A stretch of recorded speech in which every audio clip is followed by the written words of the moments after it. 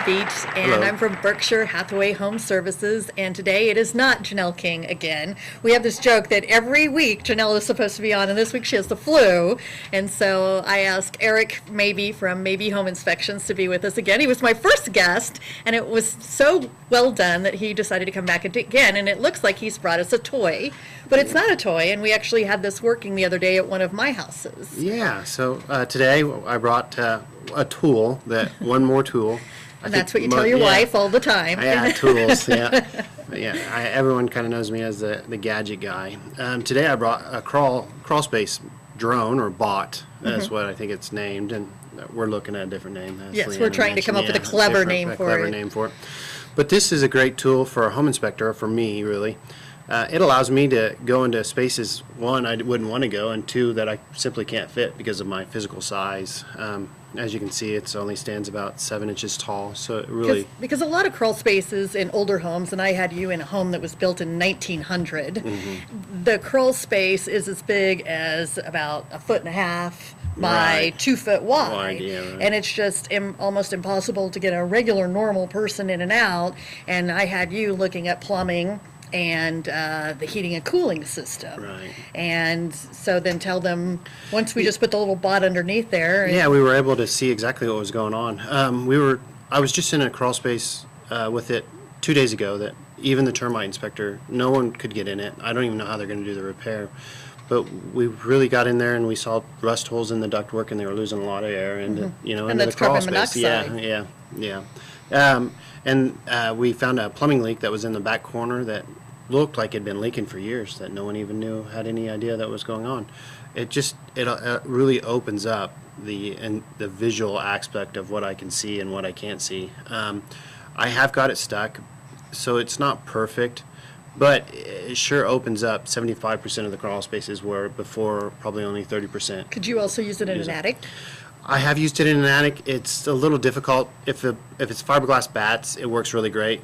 On a new house, though, the nice thing is on a truss system, I've actually driven it between the sheetrock and the floor, and we were able to look at electrical items that way.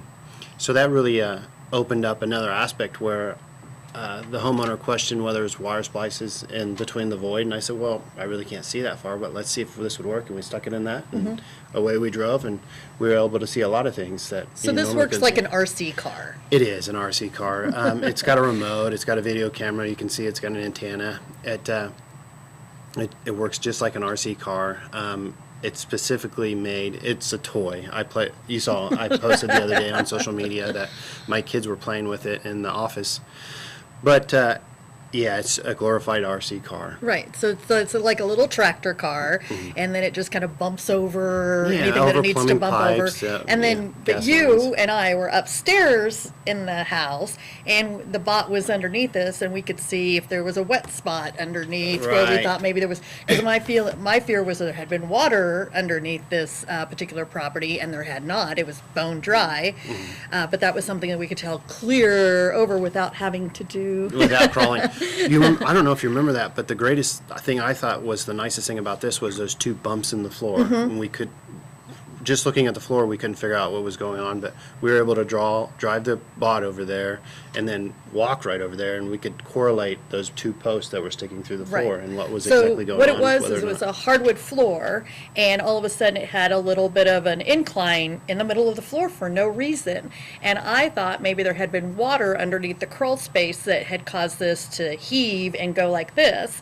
And the other thing I thought was termites, because it was the wood had rotted, and again, that's why I thought it was water and or termites. And once we got underneath there, or the bot got underneath there, and we could see above, we realized that some person had just stuck a post on top of a rock and thought that it probably had a water bed, is what we're assuming at one point, and something heavy, and they decided to help with the floor by doing this, and it made a difference on a repair that it was my particular property that I was buying, but it made a difference. It was like, do I have a termite issue? Do I have water underneath this property issue? It's a vacant house, but it made a big difference.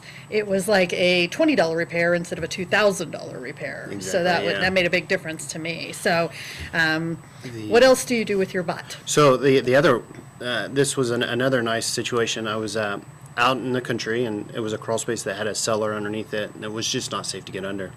Well, the clients were upstairs watching, and I actually happened to flush the toilet, and you could literally see the water coming down onto the bot. That's why it's a little wet today, I guess still because I didn't really clean it that well. But so I can see things, hazardous things that aren't creating me hazard, and my clients then can see it as it's happening. So it's real-time use. You had a picture on your Facebook page, and tell us what your Facebook page is so if somebody wants to go there. Yeah, it's maybe property inspections, or it's maybe inspections on Facebook, or Erik Maybee, really. Well, any of those will get you there. Yeah. And but you had a picture of like bugs. Did you get that with your bot? So I did get that one with the bot, just because I was goofing around. Those were actually cockroaches in a wall void, and I was again driving around, and there was tens of thousands of them. I know. So gross. I like to look at his page just because there's interesting things and see what he sees every day. But with the bot, he's now been able to see things that we haven't been able to see. Like you said, he got into a void between two walls. People typically don't get into that type of thing. Yeah. So, and you can make a little video or shoot pictures and give that to the seller. Yeah, and what I've been doing with the videos, I can give them just a little physical disc, but I've just been uploading it to YouTube and giving them a passcode, and that works real well. But. So if they want to get a hold of you to find out what's underneath their crawl space, they don't have to be buying or selling. Yeah, you can just call him, and he can come in and see what's happening, especially if you get a plumber who says that space is too small for me to get in, and I don't know what's underneath there, and I'm going to have to charge you X amount of money to do that. They can call you. So what's your usual price just to do something like that? Single items are usually around $100. Right. It really just depends on how much time I spend at the property, but the average price would be $100. Okay. So what else can you do with your bot? That's really all I've used it for, other than the kids like to play with it on the weekends. We drive it around and see what we can do with it. But so you're going to come back in a couple of weeks, because we have another subject that you were supposed to talk about in a couple of weeks, but since Janelle was ill today, you came and brought your bot. But you have bought an interesting piece of property in Wichita.